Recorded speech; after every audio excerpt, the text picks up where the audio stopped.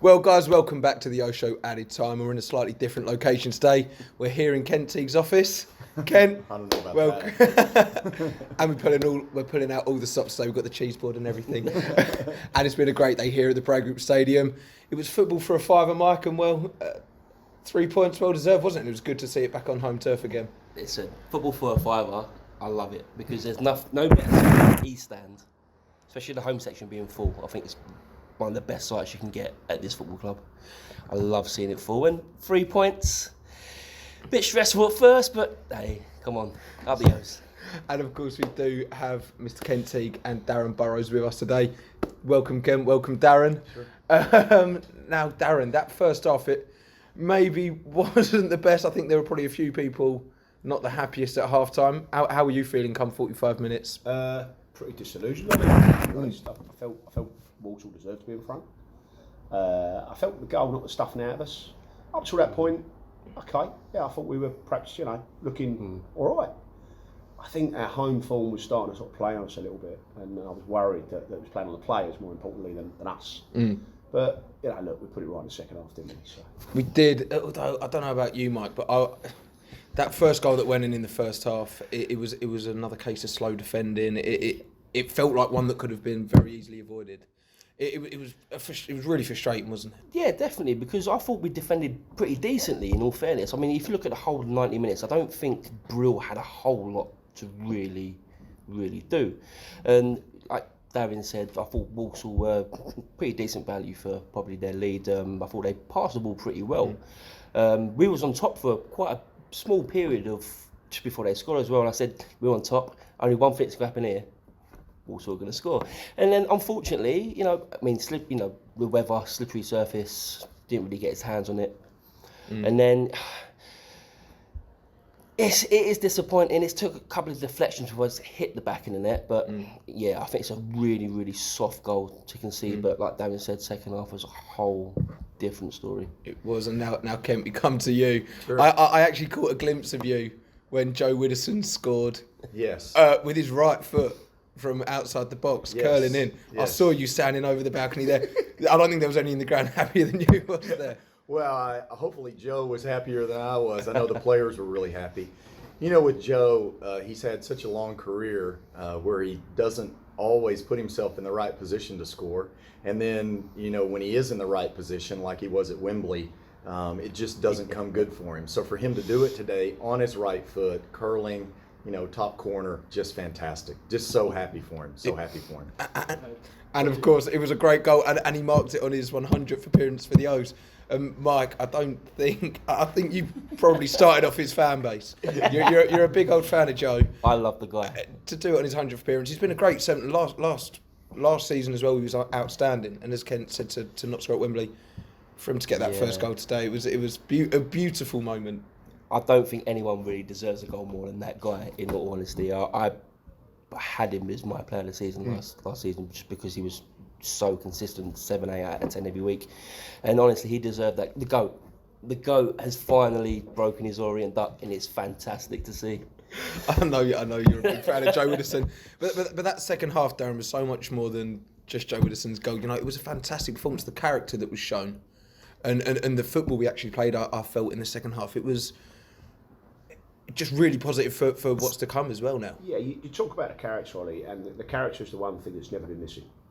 That dressing room is full of that, and that came out in abundance. And you needed that this afternoon because we were 1-0 down at half time.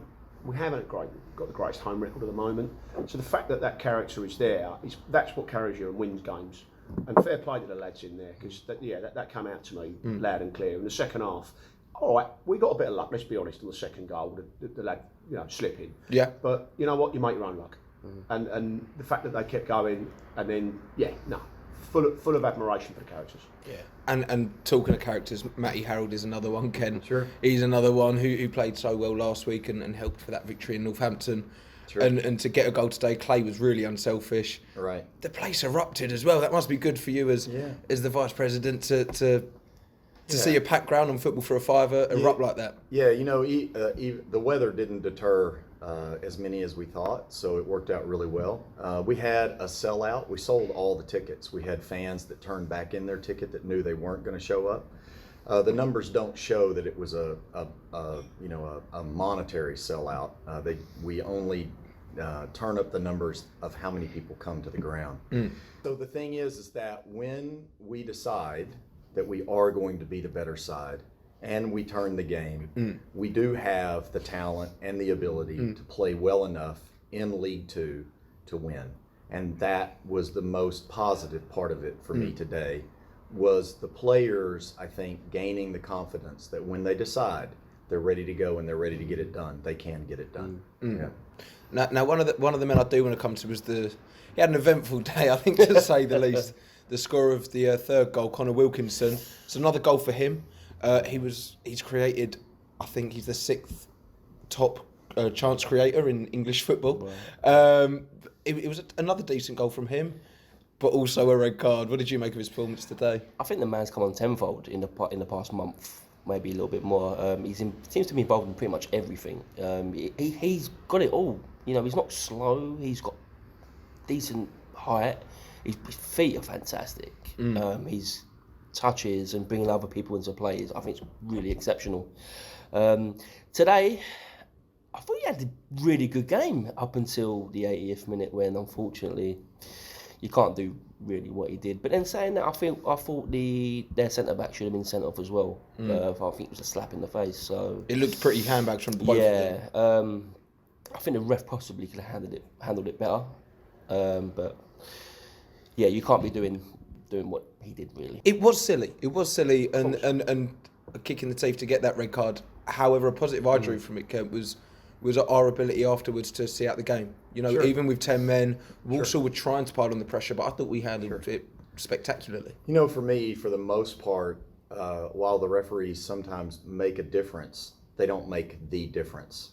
Our players make the difference. Our players decide, and they are the ones, based on their choices, they are the ones who decide, you know, how we play and how well we play. And yes, the referee may have some influence at times, and yes, referees make bad calls and good calls and great calls and questionable calls.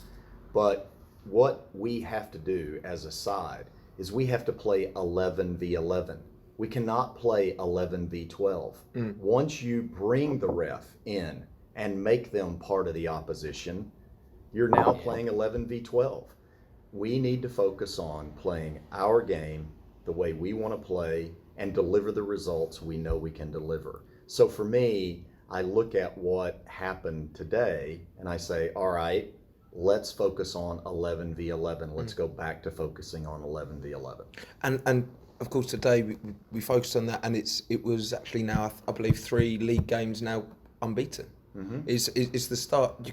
Hopefully the start of a decent run, though. I think that what we are caught in a little bit of a mindset that, you know, as a club we've been done wrong in a certain way, and what we've got to do is we've got to change that mindset from a club that's been done wrong to a club that deserves more, and that's where we're headed now. We're going to be a club that deserves more. And that's what we want for Orient, to deserve more. And Ken, I'll stick with you just a second, because obviously it's been a season of heartbreak, a few ups, a few downs as well. Sure. But kind of, 2 or 3 months into it now, would you have expected it to go much differently? What are you taking from the season so far? I would have preferred that we had performed a little bit better on the pitch. I have a marker of points per game that I use, and we're a little bit below that marker of points per game. I haven't had much comment. I don't normally comment on the first 13 matches of the season. I let the season sort of settle in. And so now I'll be a little bit more vocal and have a little bit more comment on it.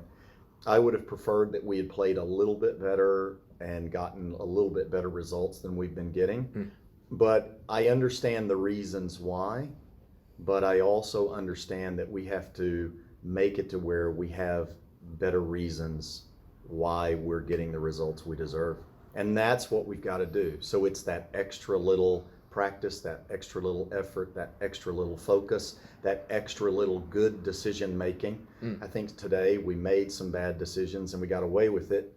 And in some cases, we've made bad decisions in the past, this past season, and we've been punished. So for me, my request of, the manager and the coaching staff and the players is always the same. Make better decisions. They have the talent. We have the talent to succeed. Just make better, more consistent decisions is my request. Do you mind if I ask Ken a question? Of course. Sure. Ken, in business, and you're in business, how do you train people to make better decisions? How do we get that? How do we do that?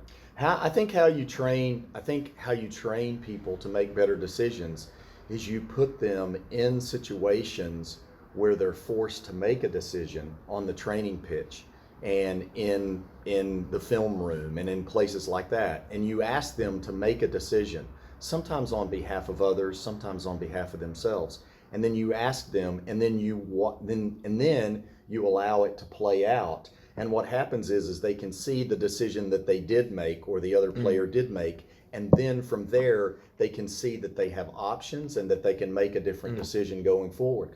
And in life, it's exactly the same, right? You talk to children or you talk to employees or whoever, and you say, listen, this is the decision you made based on this, whatever that happened to you. My request is that you think about making a different decision. And these are some options that you have. And if it were me, I'd make this decision. So next time this happens to you, make a different decision. Make this decision. And every player can have that conversation. Einstein's theory of madness is doing the same thing and expecting but the thing is that what you have to do is you have to shorten the time frame down to where they're just, a football match for a player is a decision is made about every 0.3 of a second probably. And so you can't ask them to make different decisions every 0.3 of a second. You've got to channel it down into one specific 0.3 of a second and say, okay, we're right here. This is a really important decision. Which did you make?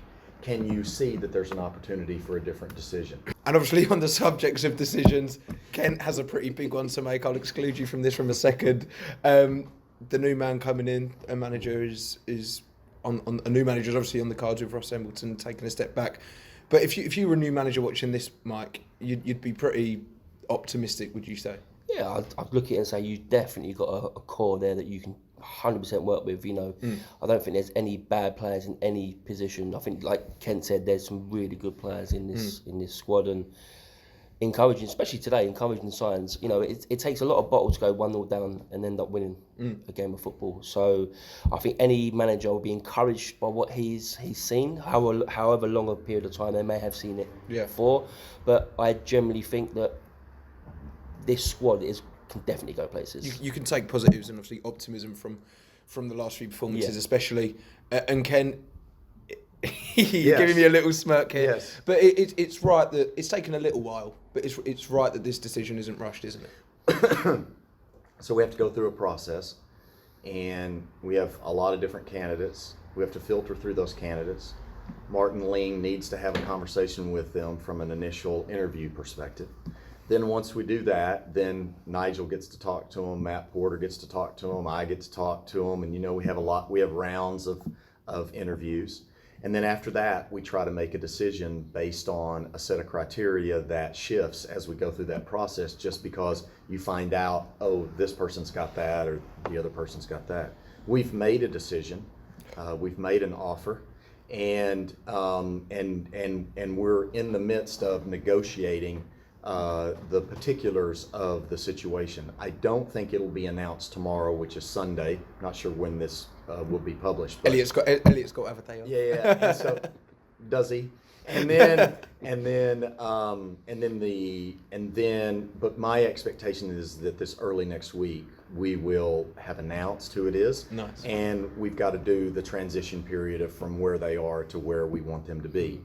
And so we are very pleased with the appointment, but I think the appointment is going to catch a lot of O's fans by surprise. A lot.